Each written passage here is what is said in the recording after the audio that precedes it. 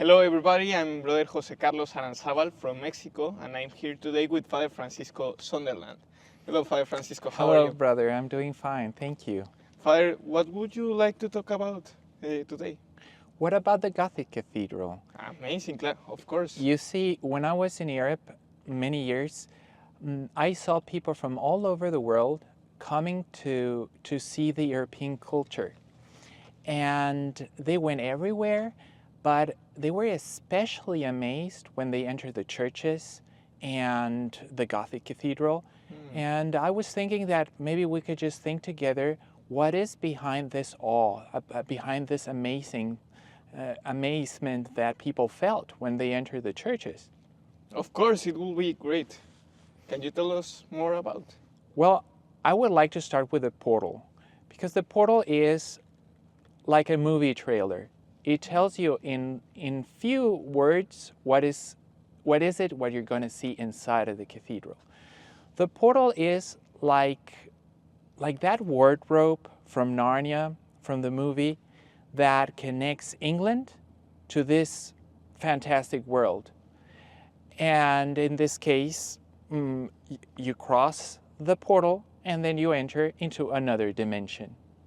Another dimension? Yes, you see, the churches are supposed to be like a piece of heaven on earth. So you start, so in the same way that Lucy started in England and went through these layers of codes to get into Narnia, because at the end there was no wall, but there was just the entrance to this snowy and magical world. In the same way, when you see a portal, as you cross the portal, you realize that you're crossing 7 layers in order to get into this church. And these 7 layers are, or represent, the 7 days of creation. So you go through creation to the 8th level, so to say, to a new creation. You leave that dimension of our world that was created in 7 days, and then you enter the 8th day, like a new world that was created by the resurrection of the Lord. Wow, interesting, Father. Can you tell me more about? Well, yes.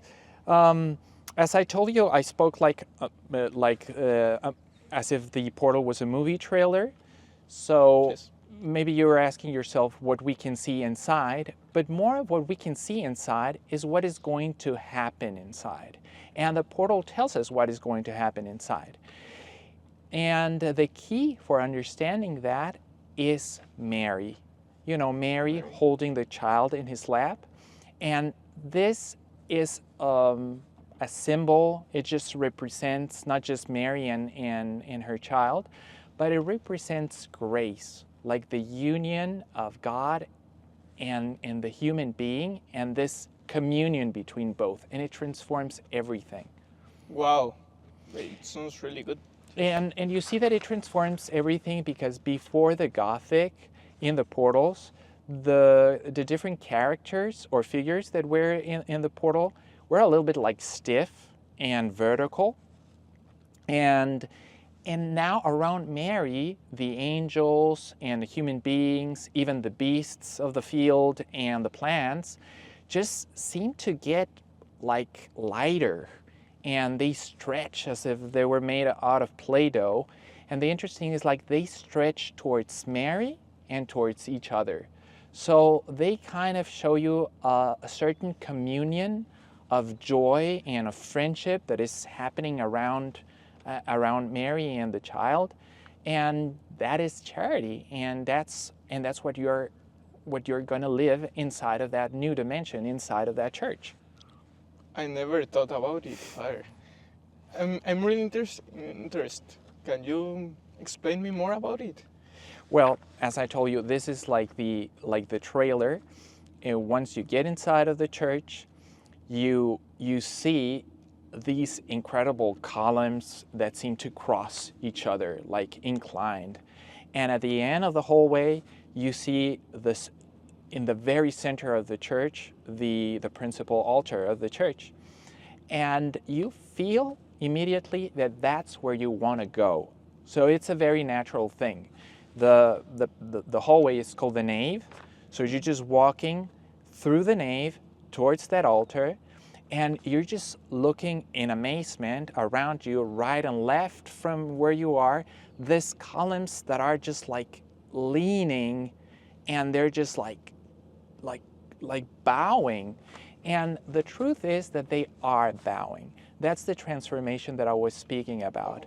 Because think again of Narnia. Do you remember that parade when the 4 Pevensey boys and girls were going to be crowned kings? Yes, of course. And queens of Narnia, and they're walking towards through this hallway towards their thrones, and the creatures of Narnia, left and right, are just looking at them in joy, like very, very happy, and they're bowing at them because they're recognizing that they are like royals, like they are very special. Well, in the same way, when we're walking through that alley, we represent the whole church, and we represent that soul that is bound to get married with Jesus Christ that is waiting at the altar.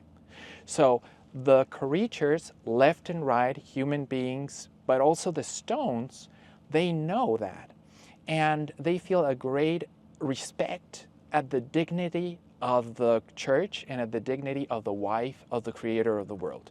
So they start like bowing down, and the whole church is like this great display of dignity and of